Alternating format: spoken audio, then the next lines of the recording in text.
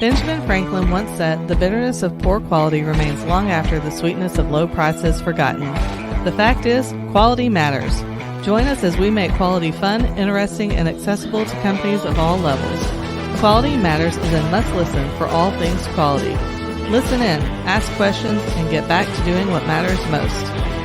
Quality Matters, brought to you by Texas Quality Assurance, where quality management gets simplified.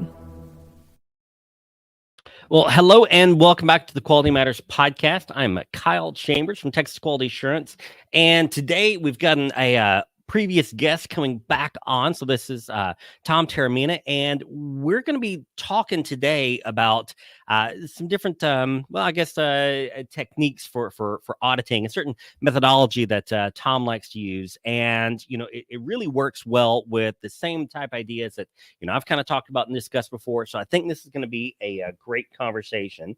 So, Tom, say hello again. Hello, Kyle. How's it going today? Going good, thanks.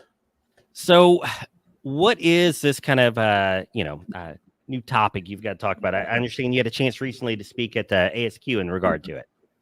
Yes, for the last 3 years, I've been working with Quality Digest and Exemplar Global.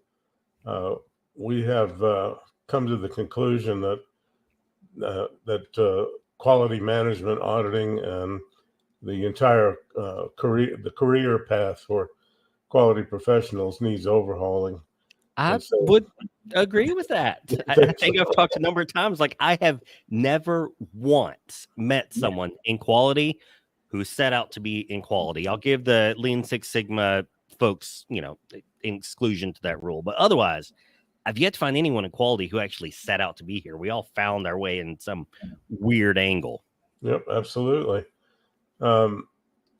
Let me give my background information so all this makes sense. I spent the first 14 years of my career at Mission Control in Houston during Gemini and Apollo. I supported all 17 Apollo missions. So cool. And for 10 years I was, quite a time. Lots of stories to tell if we had the time to. But I was on duty for Apollo 13 and heard Houston, we have a problem firsthand. So, so crazy. Pretty much stuck with me. Yeah, I bet. Anyway, for the next 10 years, I was the head supplier quality guy, and I did all of the audits and all of the supplier certifications, acceptance tests.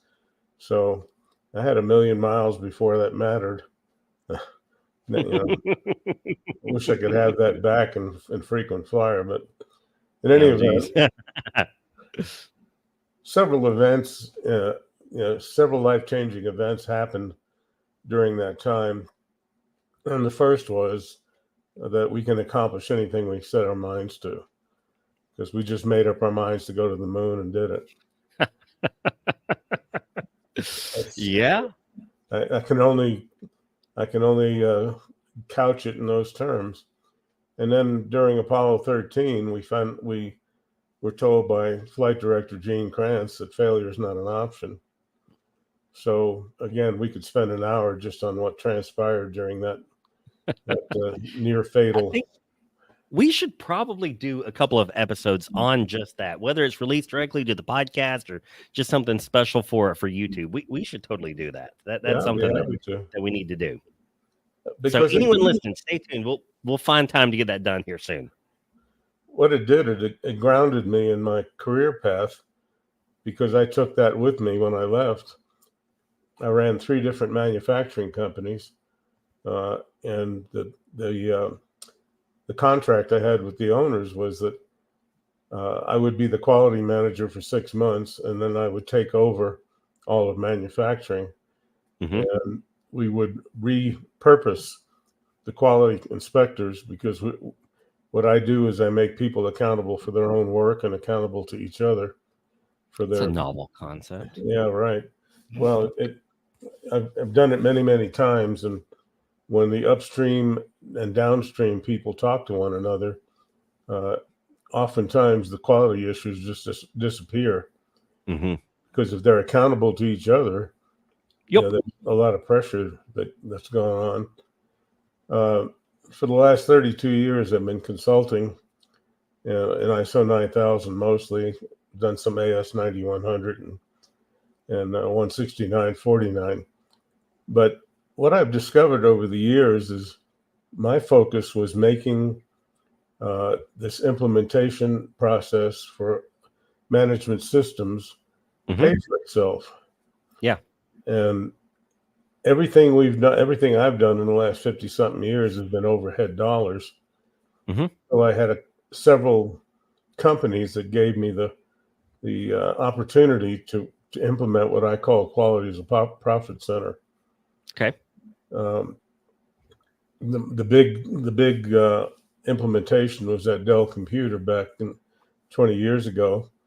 We created BMIS, the Business Management Interactive System, as part of their 9001-2000 transition. I remember reading about that when I was first getting into quality myself, because I was trying to figure out, like, how are we going to do this? What have other people done? And, I remember, approaching my managers at the time with this idea of, like, really, like, quality is effectively our business system. And, they, I wasn't that good at pitching the idea to them, but little did I know I was probably reading your work. It could be.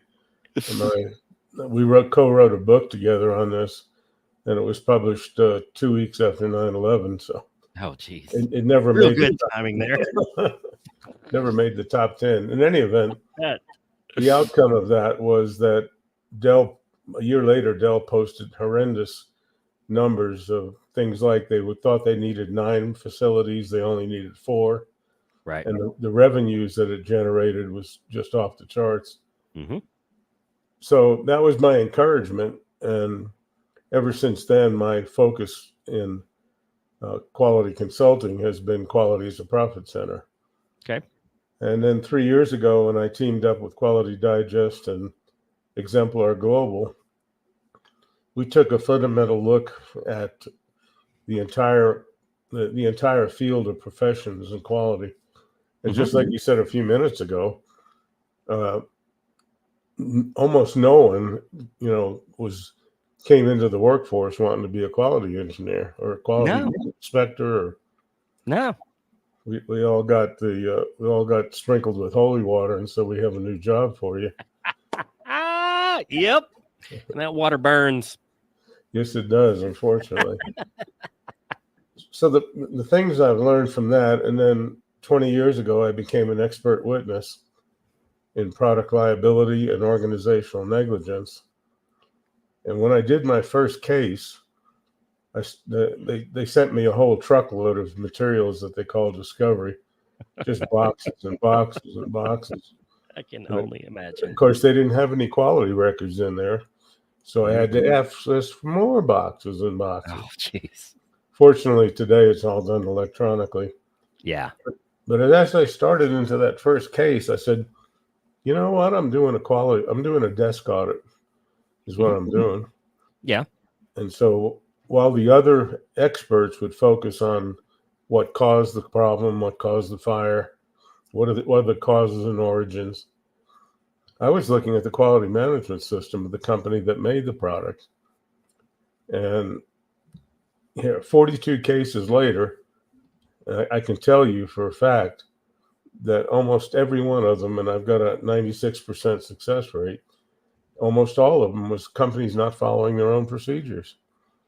And companies that were ISO 9000 certified, not following the standard. So the reason I was successful, because it was kind of a slam dunk. Opposing counsel would try and hire rebuttal witnesses, and they never could rebut. They couldn't do it successfully. Yeah. Well, I mean, that's effectively quality is. So it's like, say what you're going to do and then do it. So you got bad instructions for yourself. Well, that stinks. If you don't follow the good things you know to do, well, that's on you as well. Absolutely.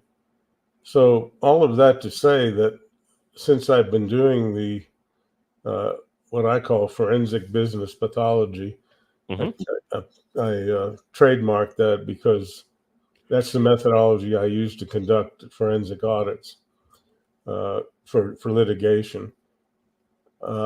I've done hundreds of audits. I've trained thousands of auditors. Yeah. I've sat in on a lot of third-party audits. It occurred to me, and when I proposed it to Quality Digest and Exemplar Global, they kind of raised their eyebrows because I said, you know what?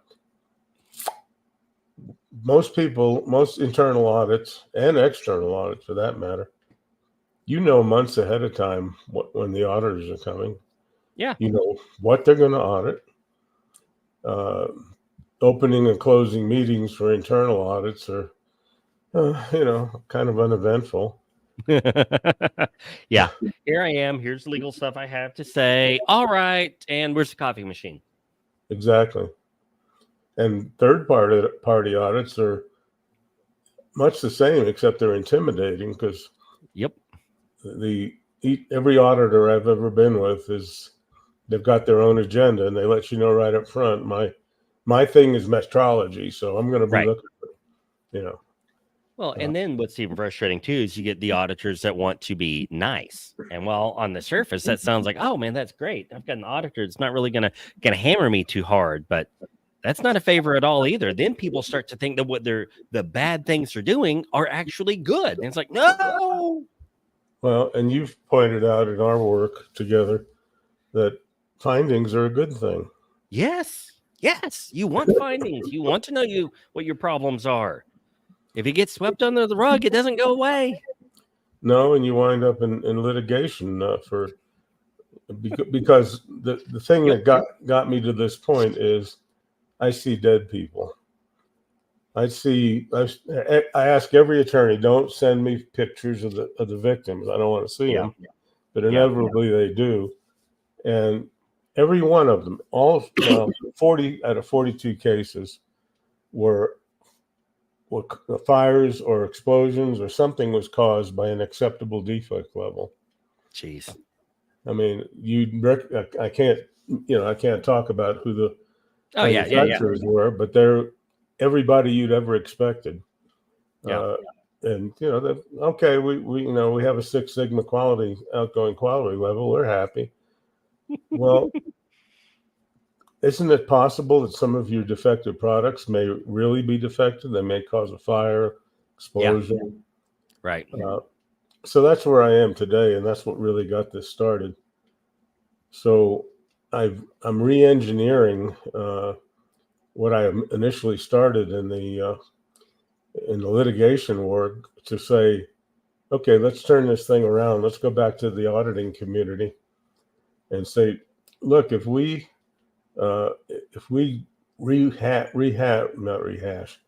redesign internal management system auditing and external, if that eventually happens, to be more like a forensic investigation, wouldn't that be a good thing?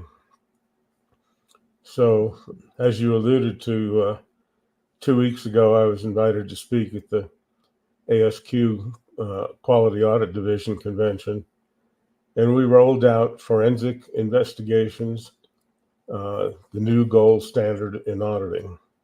Okay. So that brings us here today.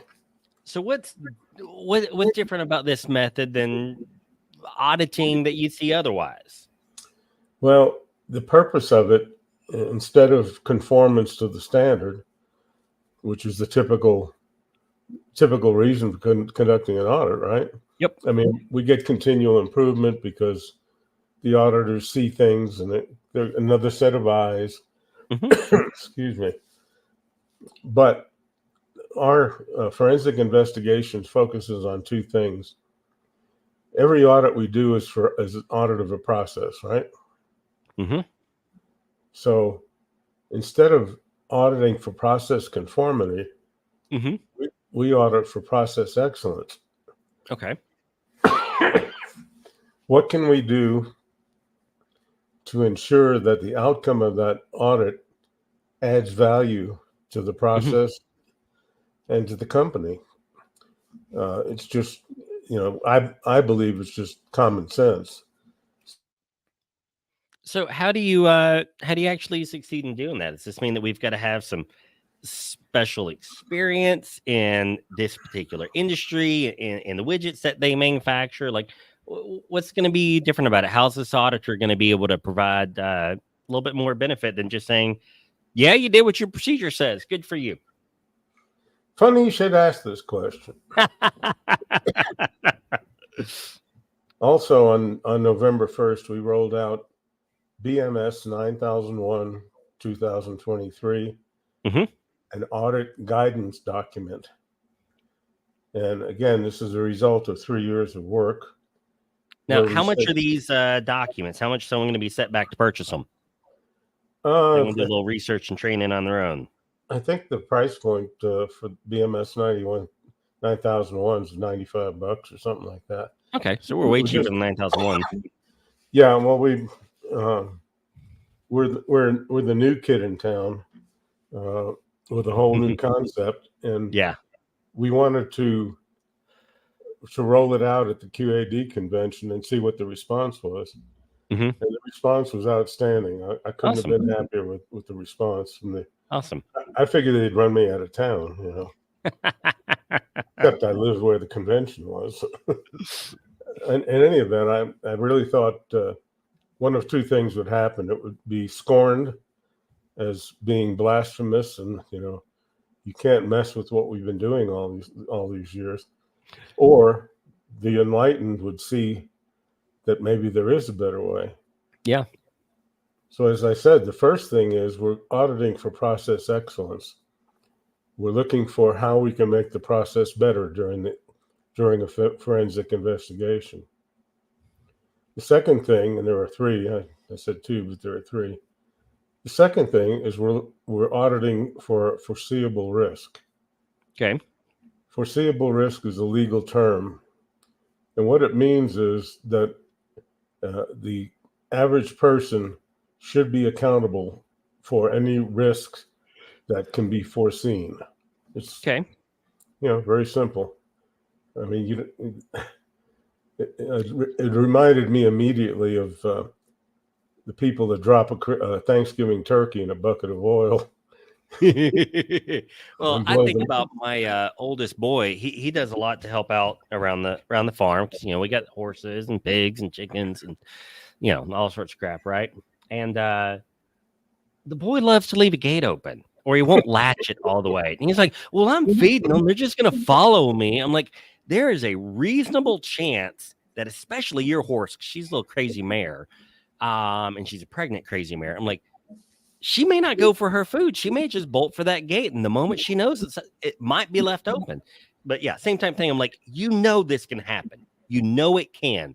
Okay, it likely won't. You'll probably get away with it 100 times, but it's going to happen.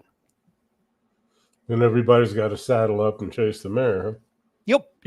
And she ain't a fun one to catch. But I mean, it's the same type thing. But I mean, this is something I've thought about before. It's like when we do all of this, and it's kind of derailing the conversation just a little bit, but I'll try not to take too long. But like, we do all the work for these Six Sigma type cases, right? And we know that we're producing with this few defects, this infrequently, but that means that we know with certainty, or almost certainty, that we do have so many of those defects going out the door. And that's kind of your point. It's like, well, if some of these defects really could be horribly, tragically disastrous, maybe we should actually target for zero or do a redesign.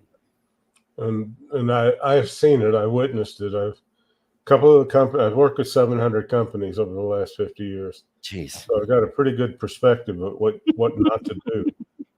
And at least two of them, one of them was a pharmaceutical warehouse. In 12 years, they never shipped a defective product. 12 years, nothing went out the door that was late or expired sell-by date or any of that stuff. Okay. And so that proved to me that it can be done. And the way they did it was they worked together to make sure it never happened. Yeah. These are people that after work, you'd find them at the local casino drinking beer and pulling slots. But during that day, when they were at work, nothing left defective. Yeah. And of course, I've challenged my friends in pharma Is Six Sigma good enough for you? Well, no, doesn't quite work here. So It's kind of the same thing on the safety side, and surprises people here, but oil and gas safety has gone 180 from where it was decades ago. It's the same type thing. Like, I'll look at some of these job sites and you take a look at the man hours that these guys have worked without even a recordable. Forget anything major. We're just talking about someone needed, stitches or, just something minor. Not that it's nothing, but, it's nothing compared to getting your arm or leg cut off. Like, we're not even talking about a major injury.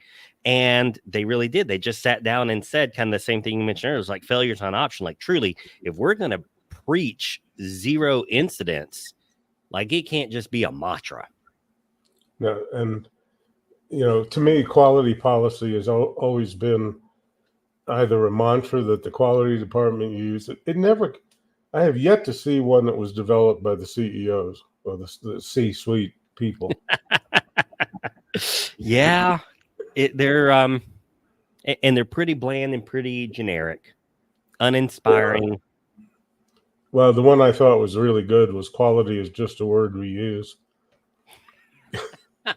I will say I did have one client of ours that had put one together. It was nearly a page long, so I had to tell him we gotta trim back and pull back on this. But it was done by the CEO, and like, this guy is one of these kind of like visionary entrepreneurial type guys, and like, man, he's got a vision for where his company is going to go, and he put it all on paper. He just laid it out so complex that you can't really call it a policy. Yeah, you can teach from that, but yep. And the work you and I do together, I encourage every CEO that we work with to forget about a typical quality policy, but for them to take the time to write their vision, mission, and values. Yep. We can always add the ISO language and formality to it. You mean ISO Babel? Yeah. Speaking of which, one of the clients that you and I are working with together, it just happened a few days ago. They're starting their 9001 implementation, and one of the welders has been tagged as the quality manager. And I said, "Well, what's new, guys?" And he said, "Over the weekend, I started reading the standard." He said, "What the heck does this risk-based thinking mean?" Yes.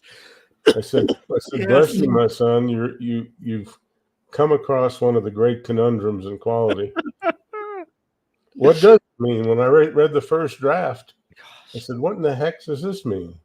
Yeah, that's a whole other fun conversation, because if indeed the TC 176 is staffed by a good representation of consultants and auditors and professionals in the industry, I don't know a one of us that likes any of the new stuff that was put into the standard. And some of the stuff they're talking about putting in the revised version is just absolutely bonkers. That's a whole other conversation. So let me, I go down too many rabbit trails. Let's go back to forensic investigation. So tell me, like, how would an auditor, now obviously there's a whole training and everything goes along with this, but like, how would an auditor be able to say, well, there's a really foreseeable risk that something bad could happen here, and argue with one of these engineers that's throwing every pie chart and spreadsheet and analysis and Six Sigma jibber jabber in their face? Well, as I said, we just rolled out our 5-course training program, and what's different about it is, first of all of your current certifications, CQE, CQA, CMQOE, all of that stuff is foundational to your work. But just as you mentioned at the beginning, nobody has looked at it as a career path until they got into it. Yeah. And having been a consultant for 32 years, I always have to explain to my potential client what my credentials are, because they don't know what CQE, CQA, all that stuff means. So the new program is called QualityMatters. Okay. And the first course takes you through validating the what you know today and your skill sets today as a career path. We're not doing we're not doing any kind of hand on. Don't you want to talk to a toll-free call? Oh, God. This is an official call from the U.S. Take care of that crap. Sorry, folks. I'm sure it's life. Real stuff happens. Absolutely. I tell everyone I try not to edit these things. I want it to come out just like it is. I'm not Absolutely. trying to put on a certain show here. So, and your audience is going, that just happened to me a few minutes ago. yeah. I'm sorry. I still have landline. It's not as easy to. We're actually talking about getting the landline at our place, but we live, well, I guess in a way you're kind of out in the middle of nowhere as well. But we're like 8 miles down a dirt road, and you don't always get cell signal down there. And we've talked a number of times about actually getting the landline put in just for safety reasons. Absolutely. I'm on 10 acres in the middle of nowhere at the top of a mountain, so yeah, we'll always have a landline. Yeah, you lose power or something, and those phone lines just keep going even when the power's out. And when all else fails, whenever there's a crisis, the cell phone system gets totally overloaded. Mm-hmm. Mm-hmm. Anyway, that's another story for another day.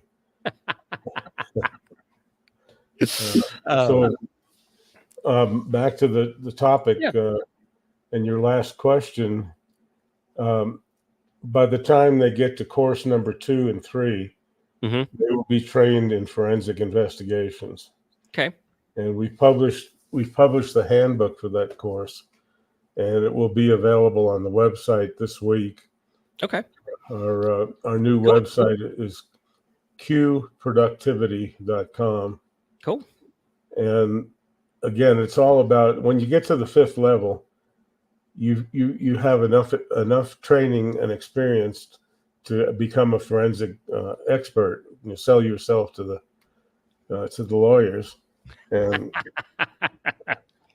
it's, well, like I said, after 42 cases, I got a pretty good handle on it, and it's also very lucrative. It's about 4 times what you make in your day-to-day career. You just gotta look at some gruesome pictures. Yeah. Well, it has to be something you enjoy because, like I said, I switched gears, and all of a sudden, I wasn't doing a desk audit anymore. Mm-hmm. I was looking for how well their processes worked. Yep. Not were they compliant? Did they work? Yeah. And number 2, I was looking for foreseeable risk. Yeah. And I found foreseeable risk in virtually every case.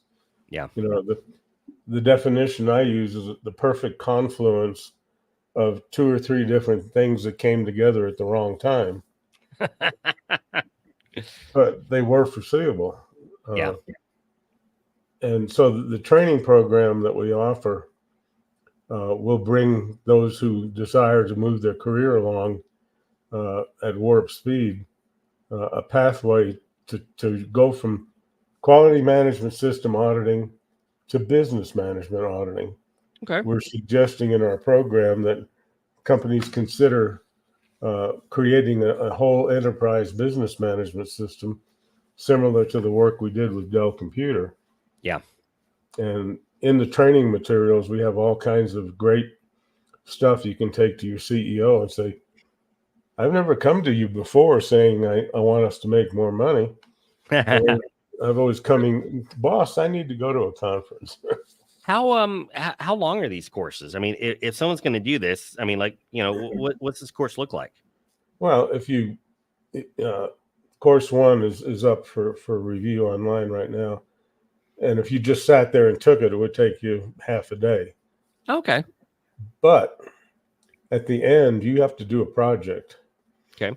You have to go back to your company and pick out a continual improvement project and take what you've learned from the course. And over the course of, I think we said 6 months, turn into us a case study. Mm-hmm. What you learned, what you did for business process excellence, what you did for foreseeable risk. Mm-hmm. And the third thing of forensic investigations is this, to me, is always an opportunity to do competency evaluations of the people you're auditing. Yeah. Right. Yeah. So we're putting into the system where part of the competency evaluation is, how did they do in the audit? Did they know their stuff? Were they living the talk? Yeah. So that's the basic format of that. And again, several people at the conference came up to me and said, "You mean can you talk to my CFO?" Because every time I go to them, they throw me out the door. Yep. And so Yep. I know that feeling myself. Although I guess I should be a little grateful for it, but still, it's tough. Yeah, I mean, you're selling TQA services that are very value driven. That's one of the reasons I'm working with you. Yeah. You understand the value driven thing. And so I believe, and Quality Digest and Exemplar Global all agree that this is a turning point for the professions of quality. No, I like it. I really do. We've tried to do something, I'm going to say similar, by no means the same level or caliber, even the same type audience. But, we've put together before COVID what we called our QMS boot camp. And it was a 4-day course for someone new to quality management, because no one's ever been trained on what it means to be a quality manager. The closest you get are, like, you can get the Six Sigma trainings, you can get your auditor trainings, or some little kind of niche quality stuff. But like, we're teaching you skills and book knowledge, but not how to do it. How do you actually get folks to understand how to complete a non-conformance report, when to issue one, and why fill it out the way that they fill it out, and how do you get folks on board with the training program, and how do you actually do it? And so I think that's exciting, because you're giving folks the opportunity to actually learn these tasks, and rather than, just flounder. Well, the big thing, it takes them off of conformance auditing. Mm-hmm. That's fine if your purpose is to be compliant with the standard. That's hunky dory. But if your purpose is to make a better product, make a safer product, Yep, have your employees be accountable to themselves and to each other. Mm-hmm. Before I started consulting, I was training manager for a big petrochemical company, and my job was teaching self-directed work teams, Mm-hmm. which was the outcome of my work with those 3 manufacturing companies where I dissolved the quality department. We didn't fire anybody; we repurposed them. So this is burned into my inner workings, and I'm at my point in my career, I feel that all I can do is to mentor and give back all of the rich experiences. Like I said, how many people have worked with 700 companies? Yeah. I worked, it's not much. NASA gave me 500 of them.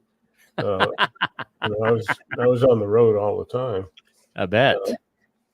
And so, now I've got to endow this back to the community. And Quality Digest really has just picked this up and run with it. Well, make sure to get me links to everything where folks can go to sign up, and I'm going to make sure everything's in the show notes here. So if this is something you're looking at, you're wanting to maybe change careers, learn a little bit more about it, I really think this is going to be a great way to go to get started. I mean, even if just a floor supervisor, if you can, I tell our small business clients all the time, as small as you are, you don't need a quality manager. There's no sense in having the salary dedicated to someone for quality. I mean, we need to drill it into our leaders and our people. Now you get to a certain scale, and you've got to have someone to wrangle everything. But small businesses, there's not a lot of need for even a dedicated quality manager. You just need folks that can manage the process. Yep, and like the standard, it could be anyone who, irrespective. I don't like irrespective, but that's what the standard said. Irrespective of their full-time job. Yep. And so that's what we wind up doing. Yep. So I think this is exciting. This is good. So I'll make sure that we leave all of the show notes below, and we need to find some time where we can just have a story time for a while. Yeah, I It'll got be a fun. lot of. It'll be fun. Well, hey, Tom, I very much appreciate you taking the time here, and we will talk again soon. Sounds great. Thanks, Kyle. Awesome. Y'all take care. Bye-bye. All right. Remember, you can always like, subscribe, and share the podcast. So please, if you can, if you've not done it yet, be sure to hit that like, subscribe, share, and let us know what you think. We look forward to talking with you soon. Thanks.